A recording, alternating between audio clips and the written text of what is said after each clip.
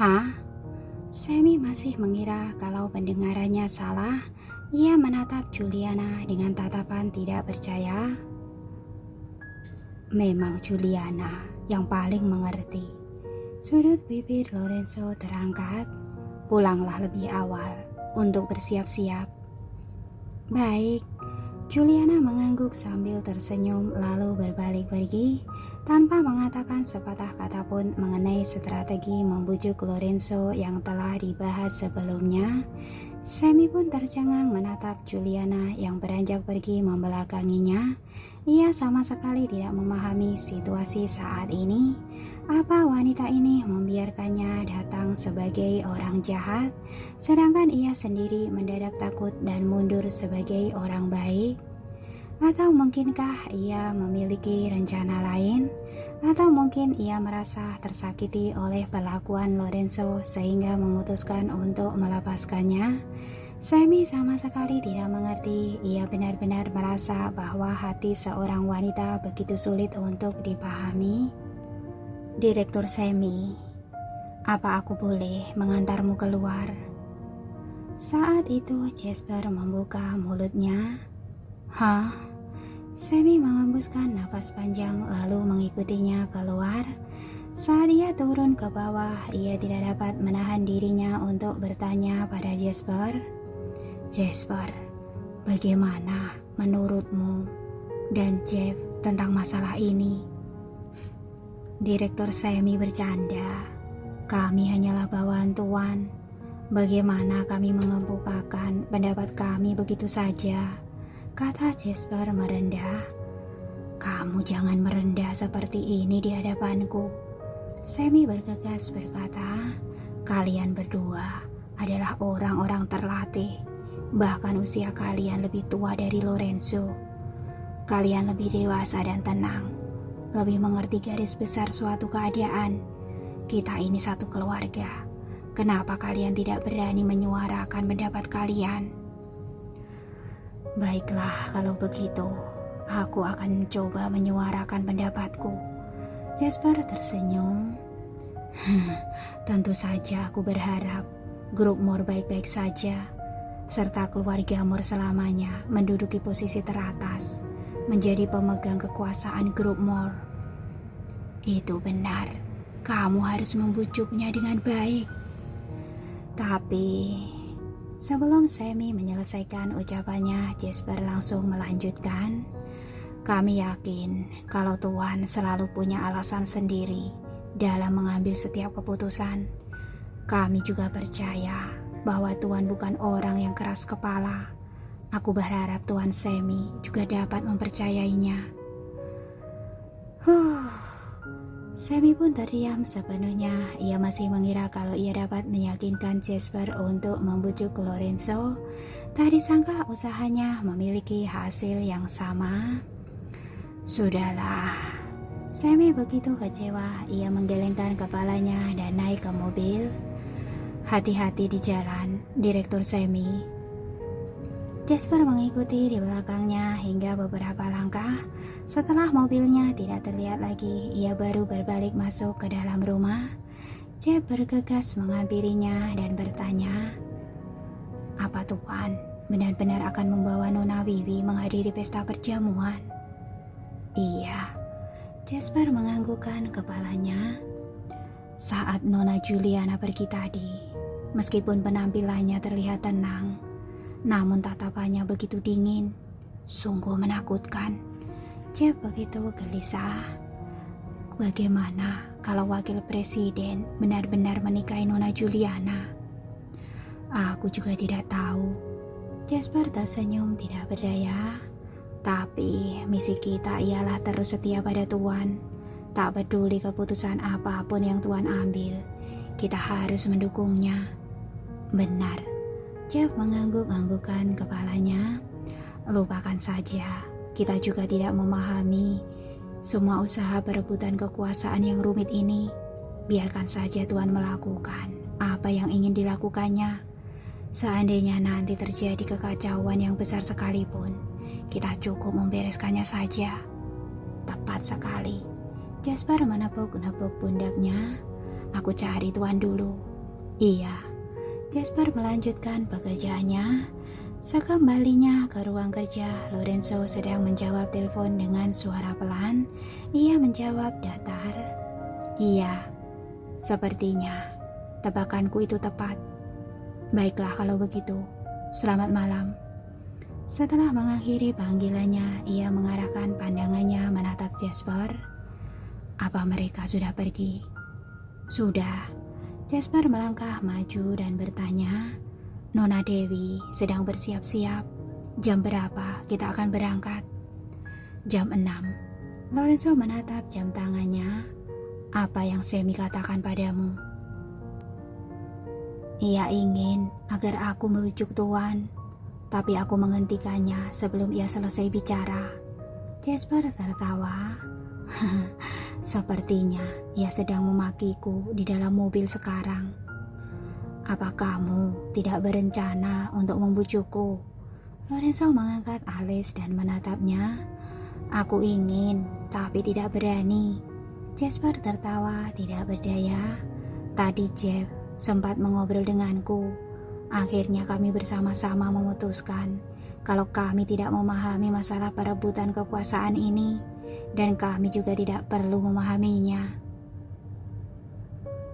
Sama seperti hubungan Tuan terhadap Nona Dewi, kami juga mendukung apa yang ingin Tuan lakukan, asalkan Tuan bahagia. Hal terburuk apapun yang akan terjadi, kami akan membantu Tuan membereskan semuanya. Lorenzo tertawa mencibir. Perkataan kalian seperti ini seolah-olah menunjukkan bahwa posisi kalian begitu tinggi. Bukan begitu. Kami mana berani. Jasper bergegas menjelaskan. Cukup. Lorenzo memotong ucapannya dan memerintahkan, siapkan sebuah hadiah. Hadiah? Tanya Jasper penasaran. Benar. Lorenzo berpikir sejenak lalu berkata, semakin mahal, semakin bagus untuk perempuan. Baik. Jasper segera pergi menyiapkannya. Lorenzo menghampiri kamar Dewi dan mendapatinya sedang bermalas-malasan di atas sofa sambil bermain dengan tabletnya. Para penata rias sedang merapikan riasan wajahnya. Penata rambut juga sedang menata rambutnya dan beberapa pelayan wanita sedang mempersiapkan makanan di atas meja. Ada banyak makanan di pesta perjamuan nanti. Lorenzo bersandar di pintu dan menatapnya diam-diam, tatapannya penuh dengan kasih sayang. Makan hidangan di pesta perjamuan tidak akan kenyang. Mata Dewi tidak beralih dari tabletnya. Lagi pula, aku harus bersikap lemah lembut, tidak bisa makan sebebas di rumah. Iya, kalau begitu, makanlah yang banyak. Lorenzo beranjak pergi. Tunggu sebentar. Dewi memanggilnya. Iya. Lorenzo menghentikan langkah kakinya dan berpaling menatapnya. Aku ingin berbicara denganmu. Dewi mengarahkan pandangannya menatap Lorenzo. Baiklah. Lorenzo berubah gembira. Ini pertama kalinya Dewi berinisiatif untuk berbicara dengannya. Ia memberi isyarat. Nora pun bergegas mengajak para penata rias dan rambut untuk pergi meninggalkan mereka. Dalam ruangan itu pun hanya tersisa mereka berdua. Dewi langsung menanyakan, kenapa kamu mengajakku ke pesta perjamuan ini dan bukan Juliana? Omong kosong. Kamu adalah tunanganku, bukan Juliana. Lorenzo menatapnya. Tapi aku dengar kalau pesta perjamuan ini sangat penting. Ada kemungkinan akan mempengaruhi masa depan grup More, dan kehadiranku mungkin akan berdampak buruk padamu. Dewi langsung menanyakan, seperti ini kamu masih mau membawaku? Siapa yang bilang? Lorenzo mengangkat alisnya. Juliana. Itu tidak penting. Dewi tidak ingin banyak bicara. Ia bukan tipe yang suka mengadukan orang lain. Semua ini tidak perlu kamu pikirkan. Lorenzo duduk di atas sofa. Kamu hanya perlu berdandan yang cantik dan mendampingiku dengan baik. Meskipun aku tidak terlalu mengerti masalah perebutan kekuasaan ini, tapi aku juga tahu kalau ketiga keluarga besar itu tidak pernah terima berada di bawah pimpinanmu, sehingga kamu harus pergi ke Eropa untuk merebut pasar, memperluas kekuasaanmu, dan membuktikan dirimu sendiri. Sungguh tidak layak kalau seluruh kerja kerasmu sebelumnya sekarang sia-sia karena aku. Ini pertama kalinya Dewi berkata begitu serius kepada Lorenzo. Ia benar-benar tidak ingin membawa dampak buruk baginya. Mendengar ucapannya itu, bibir Lorenzo terangkat membentuk senyuman. Ia berjalan menghampiri Dewi lalu beranjak duduk di atas meja rias. Ia memegangi dagu Dewi dengan pelan dan mengangkat wajahnya. Sepertinya kamu sudah jatuh cinta padaku. Hah? Mata Dewi membelalak kaget. Apa-apaan ini? Jelas-jelas ia sedang membahas urusan kerjaan dengannya. Pikiran Lorenzo melayang sampai kemana. Kamu sudah mulai berpikir untukku. Apa ini masih belum termasuk jatuh cinta? Lorenzo mendekat ke wajahnya dan mengecup bibirnya. Bukan. Dewi masih ingin melanjutkan perkataannya, namun terdengar suara ketukan dari luar. Tuan, waktunya sudah tiba. Terpaksa melepaskanmu dulu sementara ini. Lorenzo enggan melepaskan Dewi lalu menjilati bibirnya sendiri. Aku pergi ganti pakaian dulu. Setelah kamu selesai makan, nanti turunlah ke bawah. Tidak perlu tuh buru-buru. Oh, Dewi menggumam lalu menatapnya pergi. Setelah Lorenzo keluar, Bibi Lauren datang mencari Dewi dengan alasan ingin mengantarkan teh buah. Pesta perjamuan ini adalah kesempatan yang baik. Kita dapat memanfaatkannya dan menyelinap pergi. Tidak mungkin, Dewi tanpa sadar berkata. Pesta perjamuan ini diadakan oleh wakil presiden. Pasti pengawalannya sangat ketat. Bagaimana mungkin kita bisa menyelinap keluar? Aku rasa pengawalan di gedung kantor itu tidak mungkin seketat di sini. Memang semua orang pasti akan fokus mengawasimu saat berada di sini. Tapi di sana tidak mungkin. Selain itu, para pengawal di sana juga pasti tidak mengenalimu. Pasti tidak sulit bagi kita untuk melarikan diri. Bibi Lauren begitu yakin, bahkan masih menambahkan, kamu cukup mencari kesempatan untuk membawaku ikut bersamamu ke pesta perjamuan itu. Itu tidak masalah. Dewi melihat ke bawah. Tapi Brandon masih ada di kastil. Kalau kita menyelinap pergi, bagaimana dengannya? Orang yang kamu sukai itu tidak mungkin berwatak seburuk itu kan? Bibi Lauren bertanya sambil tersenyum. Menurutku, seberapa buruk pun sikapnya, ia tidak mungkin memakai Brandon untuk mengancammu. Dewi terdiam mendengar ucapannya itu. Ia juga merasa Lorenzo tidak mungkin melakukan hal itu. Namun entah mengapa ia tidak ingin menjalani rencana ini. Dewi, apa kamu tidak ingin pergi? Bibi Lauren menebak pikirannya. Kalau kamu tidak ingin pergi, kita tidak perlu melakukannya. Kamu bisa menikah dengannya. Tidak bisa. Dewi bergegas menggelengkan kepalanya. Aku harus pergi. Harus. Bibi Lauren mengembuskan nafas panjang. Pikirkanlah matang-matang, baru mengambil keputusan. Sambil mengatakan semua itu, ia diam-diam ke samping untuk mengemasi barang-barangnya. Dewi duduk di atas sofa sambil memeluk kedua lututnya. Hatinya terasa begitu rumit.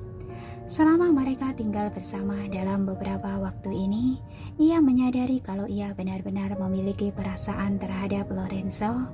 Namun ia masih mengkhawatirkan banyak hal, masih banyak yang harus ia lakukan. Ia tidak dapat terus tinggal di sini terkurung seperti seekor burung kanari. Sedetik demi sedetik pun berlalu hingga terdengar suara ketukan pintu dari luar. Nora mengingatkan, "Nona Wiwi, apa aku boleh masuk ke dalam?" "Silakan," jawab Dewi. Nora datang membawa para pelayan untuk bersiap-siap merapikan ruangan itu. Namun ia menyadari makanan-makanan di atas meja tidak disentuh. Nora bertanya khawatir, "Apa Nona Dewi tidak enak badan?" Sebelum Dewi menjawabnya, Bibi Lauren berkata, "Perutnya hari ini kurang nyaman, tapi tidak apa-apa. Tadi aku sudah memberinya obat." "Apa perlu memanggil dokter?" Nora bergegas bertanya. "Tidak perlu, hanya masalah kecil." Dewi menatap Bibi Lauren. "Kamu ikutlah pergi denganku sebentar lagi dan bawa obat-obatan." "Baik, aku akan mempersiapkannya." Bibi Lauren bergegas kembali ke kamar untuk mempersiapkannya. Nora melaporkan keadaan ini pada Lorenzo. Lorenzo baru saja selesai mengganti pakaian dan sedang memakai sepatu. Jasper berdiri di sampingnya sambil memegangi sebuah jaket.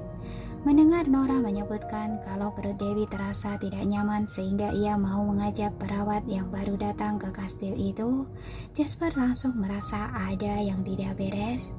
Namun Lorenzo tidak menanyakan apapun dan langsung menyetujuinya. Jasper tidak berani berbicara lebih banyak, hanya diam-diam mengatur Kelly, serta menambah beberapa pengawal wanita untuk pergi mengikutinya. Saat mereka berangkat, salju telah berhenti, namun hamparan salju putih menutupi seluruh tempat itu membuat malam itu terlihat terang bersinar. Dewi terbalut mantel tebal dan naik ke atas mobil. Tubuh kecilnya yang terbungkus dengan mantel begitu tebal membuatnya terlihat begitu menggemaskan. Lorenzo memeluknya, dagunya mengusap-usap kening Dewi. Ia tidak mengatakan sepatah kata pun, namun merasa begitu senang. Sosok Lorenzo yang tinggi besar melingkupi tubuh Dewi yang kecil. Pemandangan itu terasa begitu hangat. Dewi sudah tidak menolak perlakuan mesranya. Ia terlihat seperti seekor anak kucing yang meringkuk dalam pelukan Lorenzo, patuh dan menggemaskan. Hati Bibi Lauren terasa rumit melihat semuanya ini. Sepanjang perjalanan itu, suasana terasa begitu damai. Setelah beberapa saat, rombongan itu pun tiba di gedung kantor kepresidenan. Dewi memandang keluar jendela dan mengamati keadaan. Penjagaan di tempat ini benar-benar ketat, namun bila dibandingkan dengan penjagaan keluarga Moore yang tidak dapat ditembus, ini tidak ada apa-apanya. Pantas saja wakil presiden ingin menguasai grup Moore. Grup sebesar ini benar-benar dapat membuat orang-orang kaya merasa iri. Dewi melirik Bibi Lauren. Ia tahu bahwa Bibi Lauren sudah menghafal rute tempat itu dan sedang mempersiapkan rencananya. "Apa yang sedang kamu pikirkan hingga termenung seperti ini?" Lorenzo tiba-tiba memegang dagu Dewi dan mengarahkan wajah Dewi untuk menatapnya. "Aku sedang berpikir, apa perjamuan malam ini sama seperti perjamuan Hongmin?" Hati Dewi benar-benar tidak nyaman. "Memangnya kenapa kalau sama seperti perjamuan Hongmin?" Lorenzo berkata angkuh, "Di dunia ini tidak ada satupun yang dapat menjebakku." Ia berkata ringan namun penuh percaya diri. Dalam sekejap Dewi langsung merasa tenang. Benar juga, keterampilan orang ini begitu luar biasa. Ia tidak akan mudah dijebak oleh orang lain. Terlebih lagi, negara Imron adalah wilayah kekuasaannya. Bahkan wakil presiden pun tidak dapat berbuat apa-apa terhadapnya. "Aku ada di sini. Kamu tidak perlu mengkhawatirkan apapun." Lorenzo mengelus rambut Dewi dan mencubit kecil wajahnya. Tatapannya penuh dengan kasih sayang. Sekarang Dewi sedikit pun tidak menolak kemesraannya. Ia telah terbiasa dengan perlakuan Lorenzo terhadapnya. Ia melihat keluar jendela, hatinya gelisah. Mobil pun berhenti di luar gedung kantor kepresidenan. Ketiga keluarga besar sudah berdiri di depan pintu menanti kedatangan Lorenzo. Oki, kepala pelayan di kantor kepresidenan, datang dan membukakan pintu mobil mereka dengan penuh hormat menyambut Lorenzo. "Selamat datang, Tuan Lorenzo." Lorenzo beranjak turun dari mobil dan mengangguk ke arahnya. Dewi turun dari sisi lain mobil itu. Oki yang melihatnya tidak merasa terkejut, melainkan menyapanya dengan hormat. Itu sangat jelas menunjukkan kalau sejak awal ia sudah mengetahui Lorenzo akan membawa Dewi untuk menghadiri acara ini. Lorenzo mengulurkan tangannya pada Dewi. Dewi pun meletakkan tangannya ke dalam genggaman Lorenzo, lalu bersamanya menyapa semua orang. Meskipun Dewi masih mengenakan sepatu kets favoritnya pada malam ini, namun dipadukan dengan gaunnya yang begitu elegan sama sekali tidak menghilangkan keanggunannya, malah membuatnya terlihat seperti peri yang cantik menawan. Selain itu, banyak orang mengira kalau ia kurang memiliki etika dan sulit beradaptasi dalam acara seperti ini, namun ternyata sikapnya begitu sopan. Ia terlihat begitu natural, percaya diri, tanpa kepalsuan, dan begitu anggun. Jasper dan Jeff juga merasa terkejut. Kesan mereka terhadap Dewi terlihat begitu berbeda. Setelah masuk ke dalam, Dewi baru menyadari kalau Pangeran Willy juga hadir. Namun Sammy yang selalu senang menghadiri acara keramaian seperti ini malah tidak hadir. Dapat dipahami bahwa tidak peduli seberapa tidak disukainya Pangeran Willy, ia tetaplah seorang pangeran. Wajar jika wakil presiden mengundangnya dalam pesta perjamuan ini setelah mengetahui kalau ia sedang berada di kota Snowy. Namun Sammy yang biasanya pasti diundang ke acara perjamuan keempat keluarga besar tidak memenuhi syarat untuk menghadiri perjamuan wakil presiden. Ia tidak dapat hadir meski ia sangat ingin hadir, sehingga ia dengan gugup bergegas mencari Lorenzo lebih awal. Namun sangat disayangkan, Lorenzo sama sekali mengabaikannya. Sejak identitas Dewi terungkap, Pangeran Willy langsung meninggalkan kastil Lorenzo dan tinggal di kastil lain, tidak menghubungi Dewi hingga saat ini. Tidak mudah dapat bertemu dengannya pada hari ini. Tatapannya terus tertuju pada Dewi, namun ia tidak berani membuka mulutnya untuk menyapanya. "Willy." Sebaliknya, Dewi dengan penuh percaya diri berinisiatif untuk menyapa Pangeran Willy terlebih dulu. "Dewi." Pangeran Willy menyapanya dengan lembut dan menatap Lorenzo dengan gelisah. Setelah melihat ekspresi Lorenzo baik-baik saja, ia baru merasa tenang kembali. "Pangeran Willy, kenal dengan Nona Wiwi?"